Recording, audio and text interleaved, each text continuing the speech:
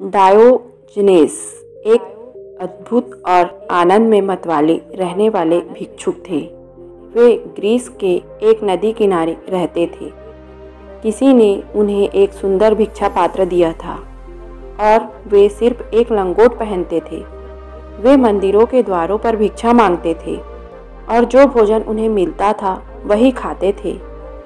एक दिन वे अपना भोजन खत्म करके नदी की ओर जा रहे थे।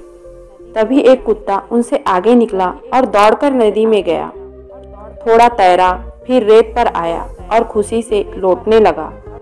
उन्होंने यह देखा और सोचने लगा, हे भगवान, मेरी जिंदगी तो कुत्ते से भी बदतर है। वे पहले आनंदित थे, मगर वे कह रहे थे कि उनका जीवन कुत्ते से भी बदतर है। क्यों? क्योंकि उन्हें कई बार ऐसा लगता था कि वे बस नदी में कूद जाएं, पर उन्हें अपने लंगोट के भीग जाने और भिक्षा पात्र के खो जाने की चिंता थी। उस दिन उन्होंने अपना भिक्षा पात्र और लंगोट फेंक दिया और पूरी तरह नग्न अवस्था में रहने लगे। एक दिन जब वे आनंदित अवस्था में नदी किनारे लेटे हुए थे, तभी महान सिकंदर उधर से गुजर रहे थे। सिकंदर महान कहा जाता है। मैं उसको एक तीसरा नाम देना चाहूँगा, सिकंदर महामूर्ख, क्योंकि वह ऐसा शख्स था जिसने जीवन को बर्बाद किया, अपना भी और दूसरों का भी। उसने 16 साल की उम्र में युद्ध करना शुरू कर दिया था। अगले 16 साल तक बिना रुके लगातार लड़ता रहा। रास्ते में आने वाले हजारों लोगों का कत्ल भी किया। 32 साल की उम्र में वह बहुत दयनीय हालत में मरा, क्योंकि वह सिर्फ आधी दुनिया जीत पाया था और बाकी आधी दुनिया अब भी बची थी। सिर्फ एक महामूर्ख ही इस तरह 16 साल तक लड़ सकता है। सिकंदर राजसी वस्त्र पहने हुए अपने घोड़ों पर चल रहा था। उसने नीचे डायोजनेस को देखा, जो आंखें बंद किए असीम आनंद में रेत में लौट रहा था। सिकंदर ऊंची आवाज में लगभग चिल्लाया, नीच जानवर, तुम्हारे शरीर पर कपड़े का एक टुकड़ा भी नहीं है। तुम जानवर की तरह हो। आखिर किस चीज को लेकर इतने आनंदित हो? डायोजनेस ने ऊपर उसकी ओर देखा और उससे सवाल पूछा, जो कोई आम आदमी किसी सम्राट से पूछने की हिम्मत नहीं कर सकता था। उन्होंने पूछा, क्या तुम मेरी तरह होना चाहोगे? इस सवाल ने सिकंदर को बहुत गहराई तक प्रभावित किया। वह बोला, हाँ, मुझे क्या करना होगा? डायोजनेस बोले, उस बेवकूफ घोड़े से नीचे उतरो, ये सम्राट के कपड़े उतारो और उन्हें नदी में फेंक दो। यह नदी का तट हम दोनों को बहुत ही बड़ा है। मैं इस पर कब्जा नहीं कर पा रहा हूँ। तुम भी लेटकर आनंदित हो सकते हो। कौन तुम्हें रोक सकता है? सिकंदर बोला, हाँ, तुम जैसा होकर मुझे बहुत अच्छा लगेगा, लेकिन मेरे पास वह करने का साहस नहीं है जो तुम कर रहे हो। इतिहास की किताबों में हमेशा बताया है कि सिकंदर बहुत ही साहसी था। फिर भी सिकंदर ने स्वीकार किया कि उसमें वह करने का साहस नहीं था जो डायोजनेस में था।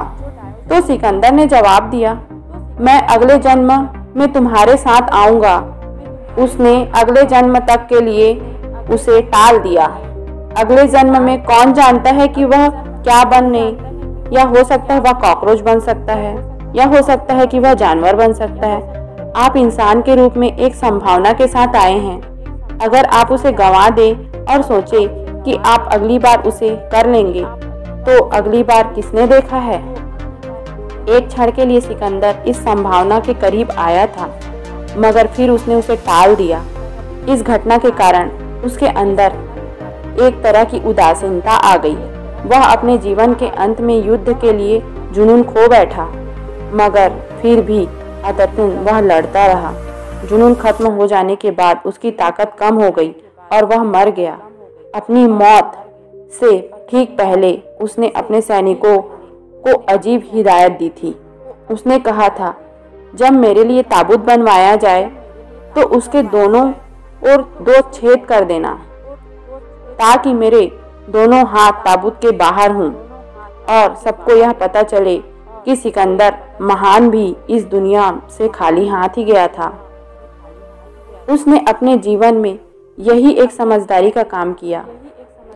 आप अपने जीवन में समझदारी का एक काम करने के लिए आखिरी क्षण तक इंतजार मत करिए, इससे बहुत ज़्यादा देर हो सकती है। अभी वह समय है जब सब कुछ आपके हाथ में है, जब आपकी क्षमताएं आपके नियंत्रण में होती हैं और जब जीवन अच्छा होता है, तभी जीवन की गहराइयों को देखने का समय होता है, तब नहीं जब चीज़ें बिगड़ जाती हैं। अधिकांश लोग अपने जीवन की गहराइयों को तभी देखते हैं जब स्थितियां बिगड़ जाती हैं या उनके साथ कोई हादसा हो जाता है। जब स्थितियां बिगड़ जाती हैं तो आप भले ही इच्छुक हों, मगर आप आवश्यक ऊर्जा और ध्यान केंद्रित करने में असमर्थ हो जाते हैं। जब सब कुछ ठीक हो जाता है तो आपको इस जीवन को जितना हो सके उतनी गहराई से देखना चाहिए। रहने को तो फकीर डायोनिस एक फकीर थे, भिक्षु थे, परंतु उन्हें एक आनंदमय जीवन जीने की लालसा थी, जो कि एक महान सिकंदर में नहीं थी। बस उन्हें तो इसी बात का घमंड था कि उसने आधी दुनिया जीत ली है। लेकिन आधी दुनिया भी जब इंसान मरता है तब काम नहीं आता। इंसान हमेशा ही इस घमंड में जीता रहता है कि मैंने ये कमा लिया, मैंने वो धन प्राप्त कर लिए। परंतु दोस्तों, मरने के समय ये सारी चीज़ें काम नहीं आती। हमें उस टाइम पे अपना कर्म ही दिखता है। तो दोस्तों, समय के साथ अपनी चीज़ों को सुधार लीजिए। दोस्तों, ये कहानी बहुत छोटी सी थी, परंतु हमें इतनी बड़ी सीख देती है कि जिससे हम अपने जीवन को सुधार सकते हैं, अपने कठिन परिस्थितियों के समय इसका आनंद ले सकते हैं।